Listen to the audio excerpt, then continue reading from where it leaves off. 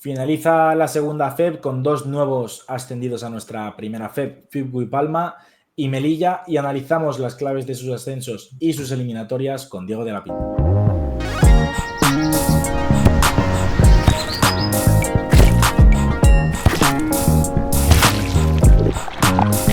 ¿Qué tal?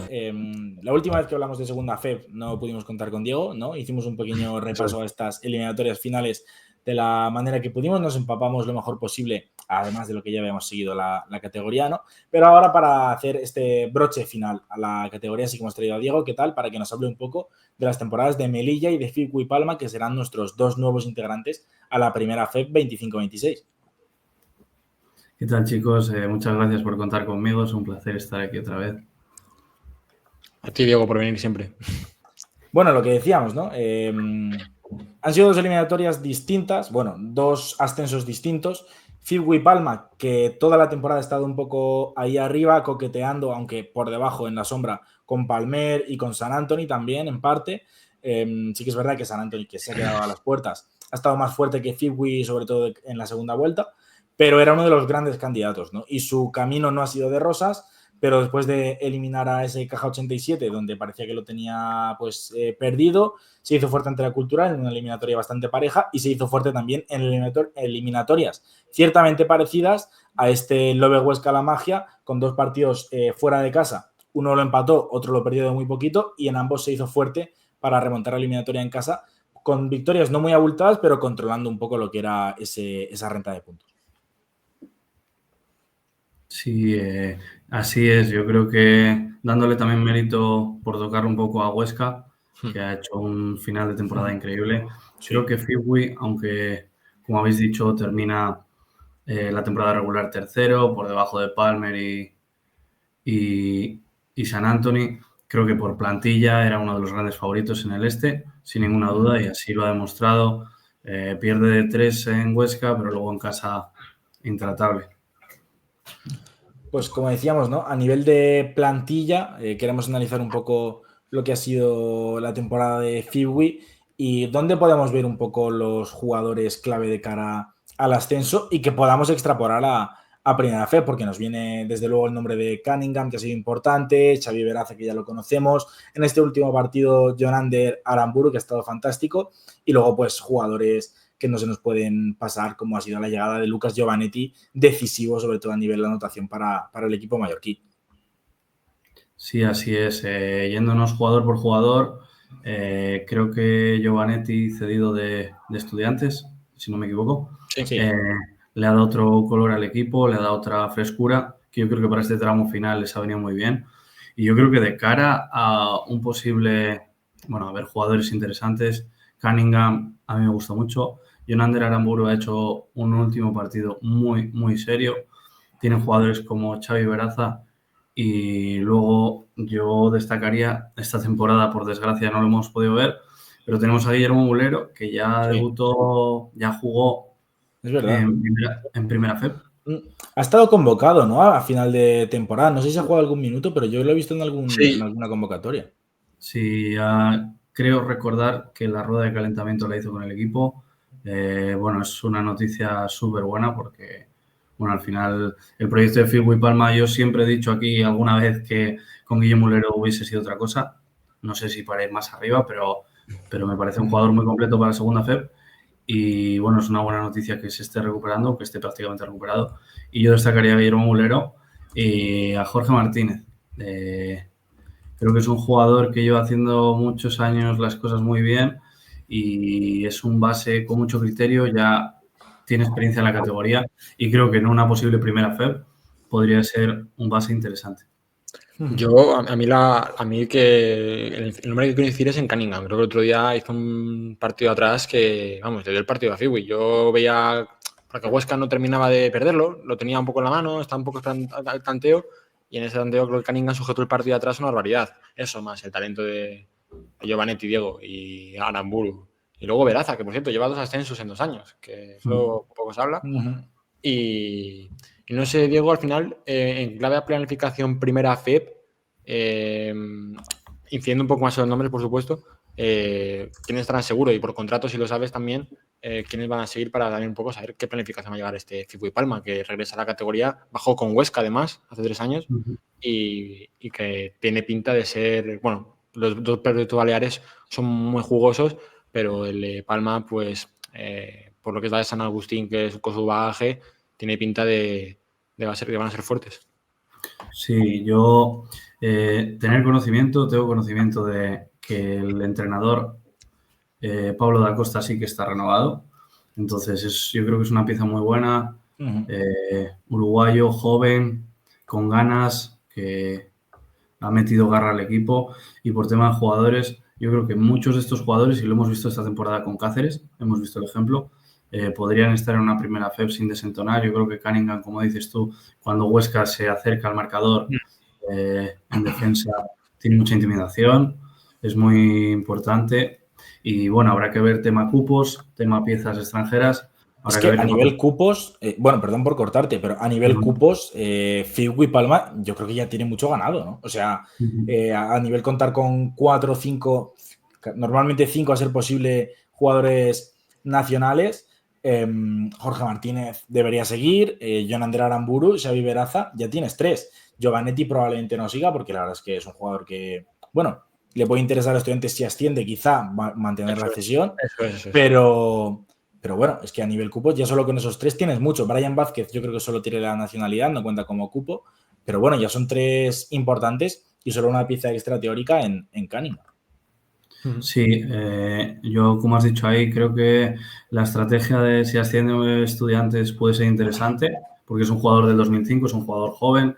Luego, por ejemplo, tenemos también a Franco Miller, que empezó muy, muy bien, pero bueno, se ha ido desinflando un poco. Pero yo creo que en jugadores nacionales, yo sin duda, y viendo el ejemplo de Cáceres este año, o sea, de Cáceres, perdón, de Cartagena este año, sí, yo apostaría por el talento nacional. Sí. Luego, bueno, vamos a pasar si quieres ya directamente, no sé si tienes algo más que añadir, Kiko, a nivel Fibui Palma. Sí, yo un poco la línea que ha dicho Diego, pero que me salía antes, que se me ha fallado la aplicación. En base a lo que ha dicho Jaime Diego, que creo que tiene muchísimo ganado, sobre todo en una condición tan importante son los cupos, que lo tengan bien definidos y sobre todo el caso Xavi Beraza, que sorprendió muchísimo que no siguiera en Cartagena por el proyecto, sí. Pero ahora que yo creo que sí que apunta que nos dijo Jordi que fue él el que decidió mantenerse en segunda FEP. Eso es. Yo creo que podría apostar perfectamente por intentar un primera FEP. Sí, sí. Imagino que ahora será jugar primera FEP.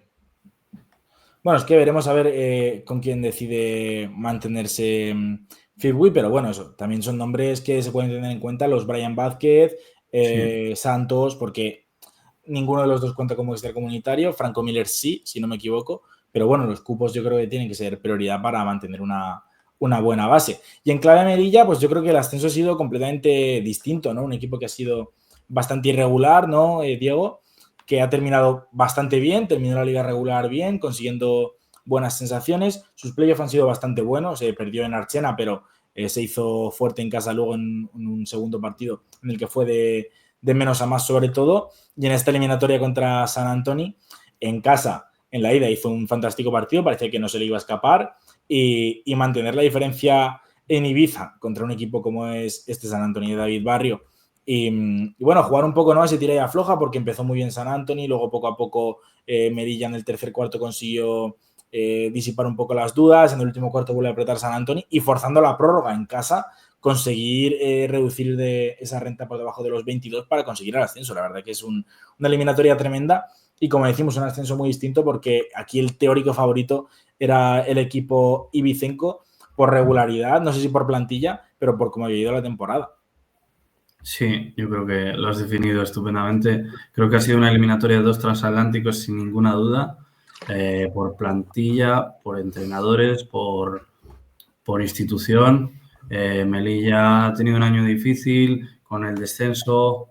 Recordemos que era el decano de Primera FEP, bueno, de Leboro.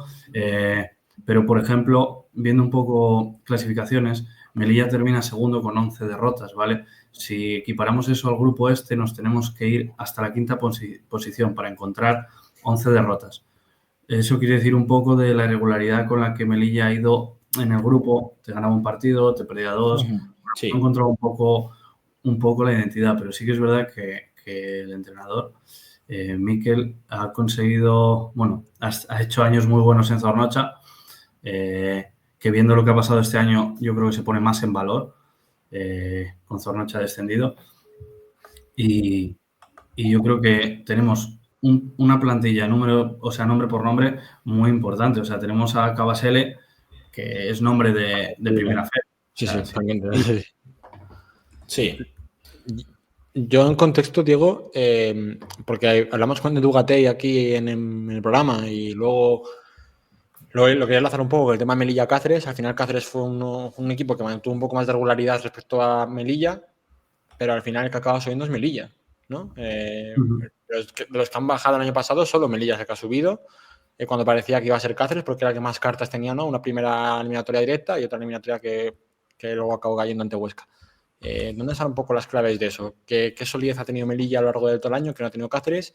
¿Y cómo era el proyecto a principio de año? Porque, bueno, es verdad que el entrenador de Melilla, que venía de Zornocha, si no me equivoco, ha hecho un trabajazo.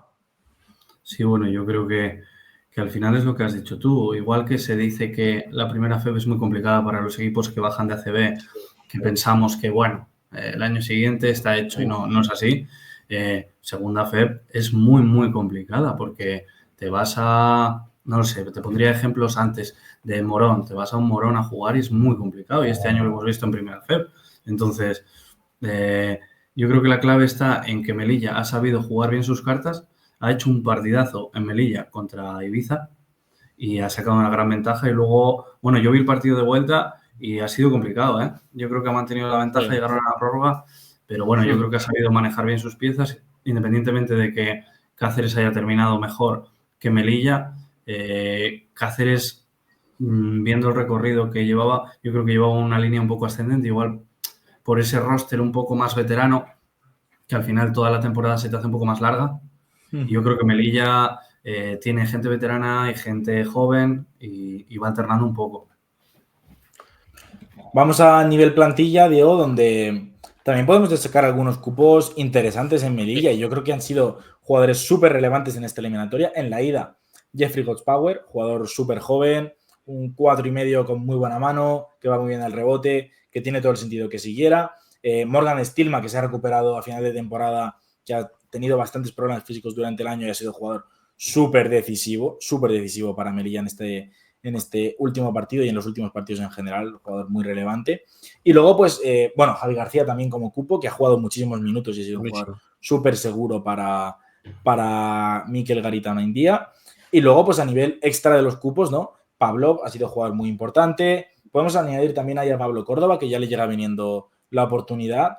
Y todo parecería indicar, ¿no?, que un jugador como Sunbey Ali podría tener incluso un +1 en el contrato. No lo sabemos, pero por perfil de fichaje tendría bastante sentido que siguiera.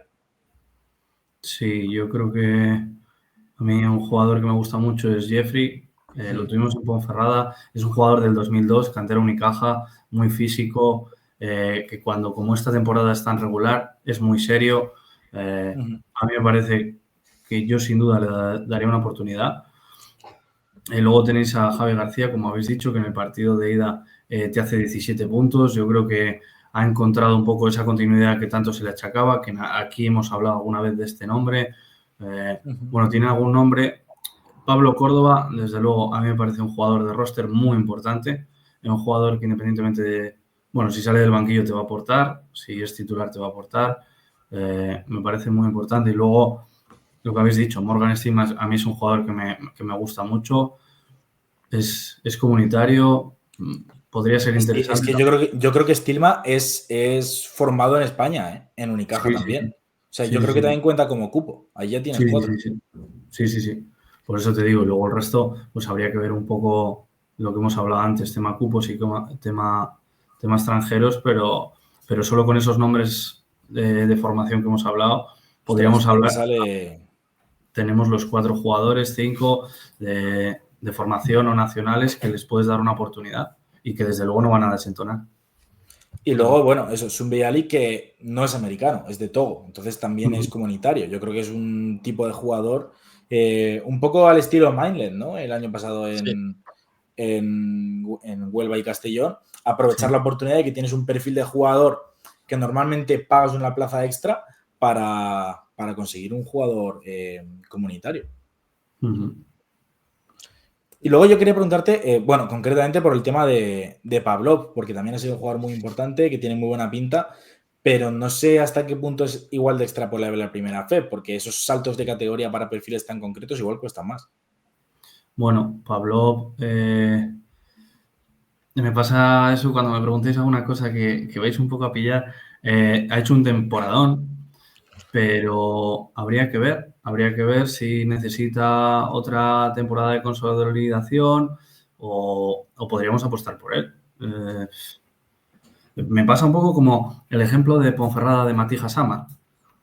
Temporada espectacular, le damos la oportunidad, no le damos la oportunidad, está ya maduro para jugar en una primera FEB. Hay que ver que el físico en primera FEB y en segunda FEB cambia bastante.